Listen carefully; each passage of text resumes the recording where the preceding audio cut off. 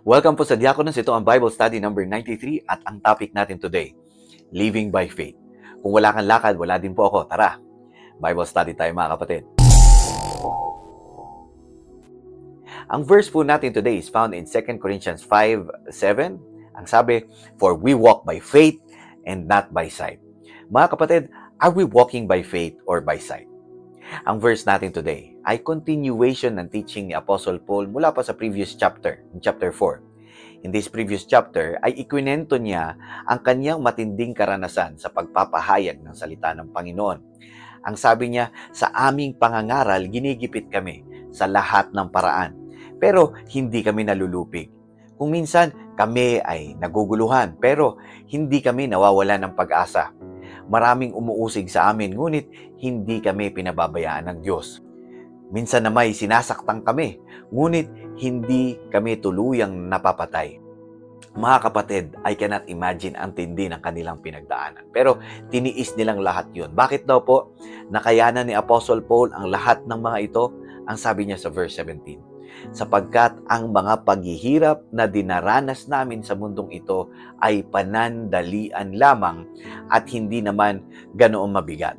At dahil sa aming mga paghihirap, may inihandang gantimpala ang Diyos para sa amin na mananatili magpakailanman at hinding-hindi mapapantayan. Dito po makikita ang mindset ni Apostle Paul. Kaya ang verse natin today ay parang synopsis kung paano natin magagaya si Apostle Paul, kung paano natin mapapagtagumpayan ang buhay na kalugod-lugod sa ating Panginoong Jesus. Ang sabi niya sa verse natin today, it mentions, "For we walk by faith." Walk by faith, or sa ibang translation, live by faith. Ano itong faith? Faith kanino? Faith saan? Mga kapatid, ito ay walang iba kundi ang faith kay Jesus Christ. Ang sabi niya sa Romans chapter 5 verse 1 and 2, ang sabi, "Therefore, since we have been justified by faith," actually, let's use Tagalog, no? Ang sabi niya sa Tagalog, kaya ngayon, itinuturing na tayong matuwid dahil sa pananampalataya natin sa ating Panginoon Jesucristo. Mayroon na tayong magandang relasyon sa Diyos sa pamamagitan ni Jesus, at dahil sa ating pananampalataya, tinatamasa na natin ngayon ang biyaya ng Diyos at nagagalak tayo dahil sa ating pag-asa na makabahagi tayo sa kadakilaan ng Diyos. Mga kapatid, only by faith kay Jesus, meron tayong connection sa Diyos. Alam niyo po, naiintindihan ko po talaga na napakahirap minsan mamuhay in faith, di ba? Hindi lagi kasi maganda ang picture ng living in faith. Dahil minsan, agrabyado ka na, nasaktan ka na, but you will never pay evil for evil. Kailangan pa rin nating magpakita ng mercy and grace sapagkat yan ang turo ni Jesus na siya namang ating pinanampalatayahanan. Ang sabi ng Bible, without faith, it is impossible to please God. Mamumuhay tayo in faith, kapatid, sapagkat nais natin ang kagalakan ng Diyos, hindi isatisfy ang desire ng ating flesh. Yan po ang ibig sabihin ng living in faith or walking in faith. And then our verse today continue by saying yung contrast, not by sight. Hindi po ibig sabihin ito na tayo po ay mga blind followers ni Jesus. Hindi po. Not by sight only means na patuloy pa rin tayong mamumuhay na may pananampalataya regardless of the present situation or circumstance. Kahit po na minsan pagtatawanan tayo ng mga kaibigan natin for sharing God's Word, patuloy ka pa rin. Kahit po gustong-gusto mo na mag-spend na lang ng time sa Facebook or YouTube, yet you still prioritize fellowship sa ibang mananampalataya to glorify God. And in some cases, kahit pa ma-diagnose tayo ng sakit na terminal stage, patuloy pa rin tayong mananampalataya na ang situation na ito ay magbibigay glory sa Panginoon. Kapatid, yan ang not by sight. Ang sabi ni Paul sa chapter 5 verse 1, "Ngunit alam din natin na may inihandang katawang panlangit ang Diyos para sa atin na hindi namamatay kailanman. Ang katawang ito ay ginawa ng Diyos at hindi ng tao. Dumaraing tayo sa ngayon dahil pinanabikan natin maisuot ang katawang panlangit." Alam niyo po, bilang OFW, alam natin ito. Lahat tayo ay nananabik na makauwi for good sa Pilipinas. pag natapos na nating pag-aralin ang ating mga anak, pag napatayo na natin yung ating pinapangarap na small business for retirement purposes. Excited tayong makarating sa ganyang punto, pero for the meantime, kailangan muna nating tiisin ang hirap ng mga trabaho dito sa ibang bansa. Hirap na malayo sa pamilya, hirap na laging nagtitipid, maipadala lang ang mga dapat nating maipadala sa Pilipinas. Ganoon din po tayo bilang mananampalataya. Kakayanin natin ang lahat ng mga pagsubok sa tulong at awa ng Panginoon sapagkat alam natin na ang gantimpala na naghihintay ay higit pa sa mga dinaranas natin ngayon. Ito po ay posible kung lagi po nating kinukonsume ang salita ng Panginoon tulad ng ginagawa mo ngayon.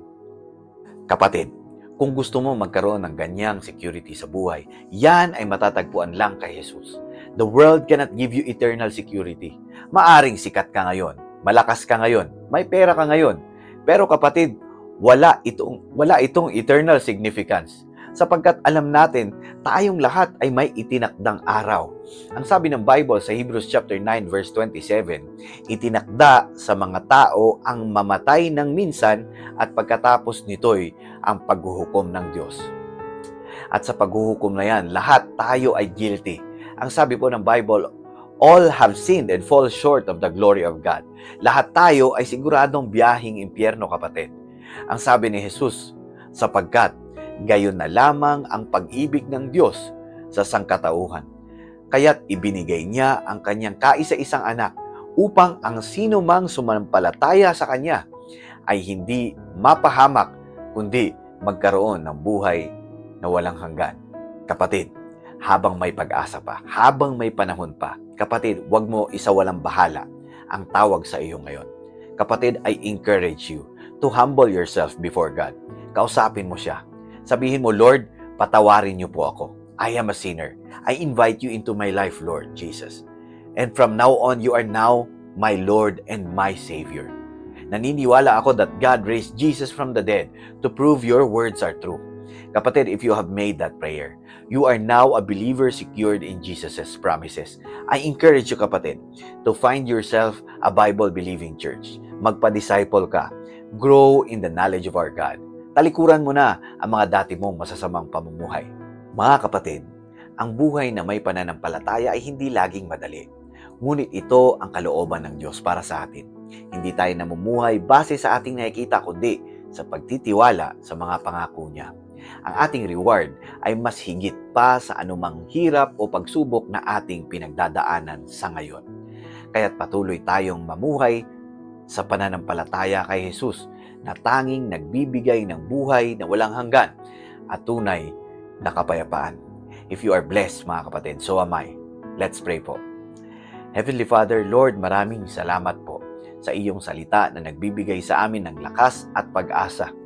Tulungan niyo po kaming mamuhay sa pananampalataya na laging nagtitiwala sa iyong plano at layunin.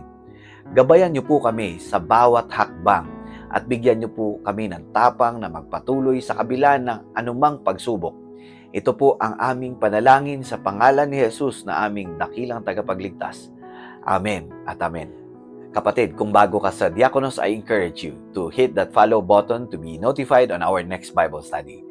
And when you feel that this Bible study po might be helpful sa iba, please do consider sharing this Bible study po. Purihin po ang Panginoon. I hope to see you in the next Bible study. The Lord bless you and keep you. The Lord make His face shine upon you and be gracious to you. The Lord lift up His countenance upon you and give you peace. Hanggang sa muli po nating pagsasama-sama, mga kapatid, manatili tayong matatag sa pananampalataya at magpatuloy tayo sa ating paglilingkod sa Panginoon. To God be the glory. God bless you po, mga kapatid.